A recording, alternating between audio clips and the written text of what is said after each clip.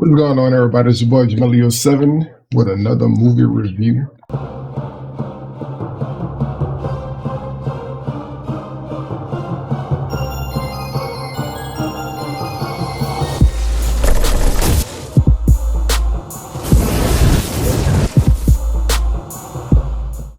Today we're going to be reviewing Ambulance. And I gotta say, when I first went into the theater to see Ambulance, I didn't know how to feel. I didn't know what I was gonna get. I thought about Speed. I thought about Den of Thieves. I thought about a lot of other bank robbery movies. What I didn't expect to get was a heart-wrenching story between two brothers, right? That's where it kind of pulled me in.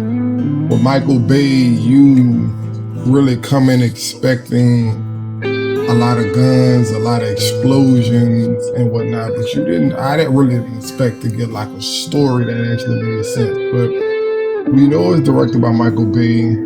It stars Jake Gyllenhaal as Danny Sharp. It also stars Yahya Abdul-Mateen second, and Isa Gonzalez as the EMT, who is amazing throughout. You got a chance to really see the transformation of each of these characters along the way. The movie starts off with Will Sharp, played by Yahya. Basically, you see all the bills on the table, pass, do this, pass, do that. You see that he was a soldier. He also references that while he's on the phone with the jackass with the insurance company that's trying to get to their break and hang up in his face, right? You have his wife in the background with his newborn child, and he's just on hard times and he's trying to figure it out. As the movie came on, it was two little kids, a black kid and a white kid, and like if you see in the trailer, you know that was Jake and Yahya. You know that Will and Danny. You knew that was gonna be two kids, but you didn't know the relationship. When I first seen the trailer, I was thinking like best friends or something like that. I didn't expect them to be brothers. And anybody who has a brother, because I have a brother, you know what I'm saying? You love your brother. You do anything for your brother. You are your brother's keeper, so to speak. And I think they did an excellent job of portraying that to the audience. Like, so Will is leaving, kisses his wife goodbye. He says he has a job interview. She's like, "You didn't talk to, babe, there was a block call came through. You don't think that was Danny, right?" I don't think it was Danny." "You're not talking to Danny, are you?" No, I got a job interview, babe. I see you. She's like, "We're gonna celebrate," because his wife sounds like she has a terminal illness. They never really went into what kind of illness she had, but what they do elaborate on is that it is experimental surgery that she needs, and her will, the insurance doesn't cover experimental surgery. So I thought that was the first attempt to pull the audience in, like to make the audience care about Will as a character. As you push forward, Will pulls up to. I can't really gauge what Danny did. I think Danny was definitely security for rich people stuff. That's what we're gonna say. He was hired security for rich people stuff, right? He comes off as a fast talking, wise ass who's just like on a movie, which Jake is gonna get nominated for Academy Awards sooner or later. And I'm not saying this was the Oscar-winning performance, but what I'm saying is Jake Gyllenhaal is an amazing actor, amazing, and he shows his range in pretty much everything he does, including the MCU. Remember he was Mysterio? Like, he shows his range in everything he does. So look out for Jake Gyllenhaal to get an Oscar, at least a nomination. It's crazy. His acting skills are amazing, right? So you get a little deeper dive into how their brothers Will was taken in by Danny's dad, LT, who was like a legendary bank robber. Okay, so instantly you know, okay, he has a pedigree in robbing banks. Then they kind of touch on why Will's wife didn't want Will with Danny, because Will actually went to the military to get away from the family, get away from what they were doing, because LT, their dad, was a ruthless bank robber. So that's not forget to put that part in. Like he killed hostages and bank tellers and whatnot to get away. They touch on the fact that over the last 10 years, Danny hasn't been too shabby himself. He has robbed over 37 banks in the last 10 years. Will basically comes to Danny because he has no other option but to ask for a favor. He's like, I need $231,000 for my wife's surgery. He was like, how about, so Danny's like, how about more? And he went on to, the movie wastes no time in getting into the meat of what it's all about. Like, and I had an appreciation for that. Sometimes you get tired of the character building, right? It take too long developing the characters for the audience, but they just boom, boom, boom, and we were all right. Danny has a pretty forgettable cast of bad guys on his team. No actor that I could like off the top of my head. None of them jumped out as memorable. They died pretty quick into the movie, and so let's move on to Miss Gonzalez's part. She's an EMT, and she's like a no-nonsense, keep you alive paramedic. She's like the best in the city. She can keep you alive for 20 minutes, and it basically, when they bring it into her character, she's with a rookie driver. This is like his first day out in the world, and this crazy car wreck where this little girl has been impaled by like a piece of fence. It's like going through her sternum, and she Cam Thompson, that's her name. She is so nurturing, and she was amazing as far as keeping the little girl calm, getting her to where she needed to go, and then that was it. She was like, you wanna get some takeout? And he's like, no, throw that shit up, right? And she's like, we got barf bags, like, so. She came off as a person that didn't care, because she actually went about, she had a quote. She had said that the worst day of these people's lives is a Tuesday afternoon for us, and that's pretty much how she went about it. No nonsense. So they show them at the takeout joint eating. The new guy's eating sushi. He's trying to build a relationship with his new partner, and he's like. He was like, well, the truth what they said about you is like basically calling her a cold bitch. And she was like, yeah, that's pretty much it. Like, that's all it is. So we fast forward to two cops, which I thought was interesting because, like, why are these cops, like, we haven't even gotten to that point yet. So I'm thinking the cops are gonna play a major role. I remember from the trailer that they had to keep a cop alive in the back of the ambulance. That's why the movie was called Ambulance. So I was like, okay. So two cops, they're talking. They're actually on their way back to a bank, or from a bank. Black cop, white cop, and the black cop basically says, well, "How did you talk to her?" So it made me think, okay, gotta be talking about the teller. So he's like, yeah, I got the wrong person twice. And he's like making up reasons to talk to this, the bank teller or whatnot. So the black cop's like, he spent the bin. He was like, man, we're going back. You're gonna talk to her. You're gonna take her out. You know, he quoted a line from Sean Connery in The Rock, but the white cop, he's such a freshie, right? He didn't even know what he was talking about. He's like, yeah, The Rock is a wrestler, then an actor.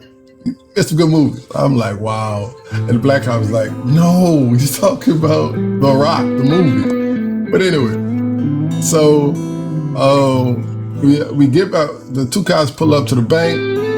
The robber is already in session, and now it's like the younger cop is like, why is the door now? Why is everything shut down? They're getting robbed. That's what's happening, right? Walk in. He knocks on the door. Danny comes to the door, dressed, looking spiffy, dressed up like the bank manager. He's like, what's going on? Why is that? He's like, it's Federal Bank. Doing the money transfer. Like, okay, could I? What I was thinking about starting a savings account. Could I come in real quick? I promise I won't rob you, joint. Right.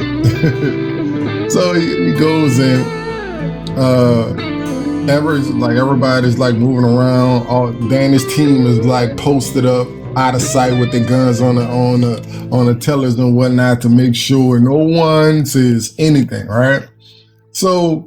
The cop was like, what's her name? I know his name's Kim, but what's her last name? So as a bank teller, you're supposed to know that because you're putting all the people in your branch, right? He was like, Park. Her last name's Park. So as the cop walks up to the teller, he's like, hey, I was wondering, could I take you out? She's like, right now? So. In his periphery, the cop looks down at one of the awards that Kim had, and her last name was actually Wilson. So instantly, he's about to turn around, reach for his gun. Danny already got the drop on him. Everybody comes out. He basically explains to him, you can save a lot of lives right now if you just chill out, right? So the cop chills out. The score was 32 million. They had 4 bags. They were going to split it up, 8 million per bag. So they got 32 million. They're on their way out. As they're on their way out, the cop's partner realizes that, oh man, there's a robbery going on. So he start busting in the window. One of the goons start busting back at him. They're like, don't kill a cop, basically like that, right? So they get out. One of the dudes is a fucking dickhead. Like, I have to say that. He's robbing a bank with no mask and flip-flops. I'm like, is this happening for real? Oh, serious? Like I said, his squad was forgettable. So he got crushed, by the way. Like, his body got twisted up. But they started getting picked off one by one on the way out.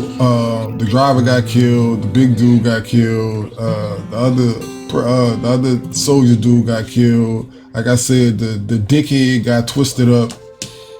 So now it's just Danny and Will trying to figure this shit out with the cop. So the cop decided to make his move. Then Danny trying to get the cop off him. Will trying to help. Will hit the cop 2 times. Pum. Nothing fatal, just like trying to wound him to get him off his brother, right? So yeah, they were gonna lead a cop. When they were trying to get out, then the building they went in, they realized it had already been evacuated. So they went back down to the garage, and while they're in the garage, the cop's partner finds him, gets the cop on the ambulance, and on the way out, Danny and Will see the ambulance leaving. They hijack the ambulance, throw the rookie driver out. They jump in. Cam was about to try to jump out. Danny was like, nah, fuck that, sit your ass down, save this cop life, like that. So, that's when the movie really starts, right? So they're driving. Then comes what's his name? Captain Monroe. That's Garrett Dillinghut. He comes in. Captain Monroe is a no nonsense. I think it was SIS, and they basically they the hunters of bank robbers, right? And his whole motto is setting traps. It's not about preventing the bank robbery. It's about catching them after the robbery is taking place. But it was pretty much a clusterfuck once they got the ambulance. They had to let the ambulance go because a cop had been shot. You don't want to be responsible for one of your brothers dying, right? So they let the ambulance go. Once they realized they fucked up, it's all, all hell breaks loose. They following them. I think that the high speed, this had to have been, other than Speed, probably, I don't know no other movie where it just seemed like the ambulance had gas forever, like forever. It seemed like that ambulance could drive forever, right? So that high speed car chase had to have lasted. Fuck the whole movie. So they're driving. Pierre O'Donnell, I meant to say, Agent Anson Clark. He comes in and he adds a little bit more spice to the whole movie from his expertise with Danny. He actually went to college with Danny, and Danny went to college for 2 semesters, and he studied criminology to understand police tactics and how the criminal mind worked and how the law enforcement mind worked. So it was basically like chess move, counter move, chess move, counter move, things like that in the movie. I think the most interesting part of the chase was that Captain Monroe would do a move anticipating Danny's next move, but Danny was already, Danny felt like, it never felt like Danny lost control of the situation, but it just felt like organized chaos throughout the whole thing, right? And I thought that was a pretty cool aspect of the movie. Cam, the EMT, she tried to get away a couple different times, but she stayed solid. She didn't really panic under pressure. She wasn't like, she wasn't doing none of that. It was just more of like, Ms. Gonzalez done a fantastic job as far as the portrayal of this young EMT in a hostage situation under duress. Especially, they had to perform a surgery.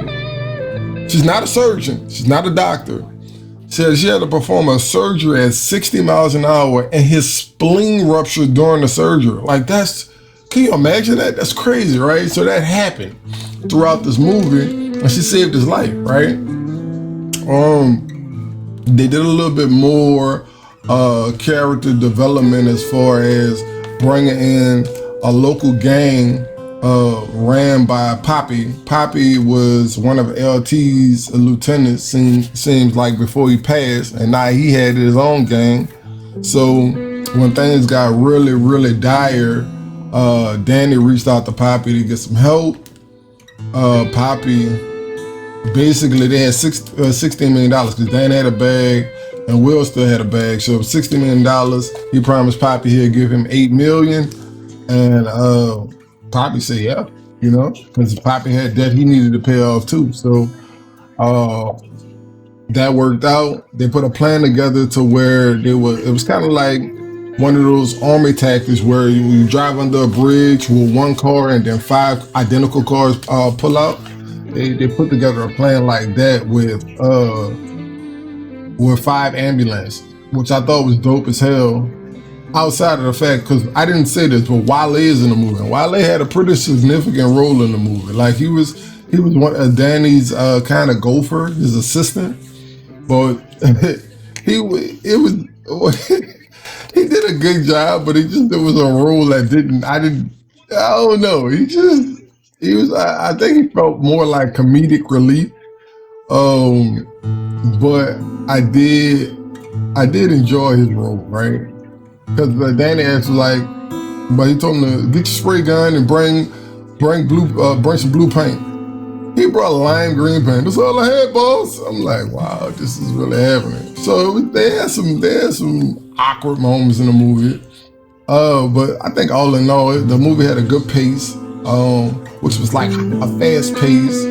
Like I said, punch, counter punch type pace. I thought they did a real good job of that.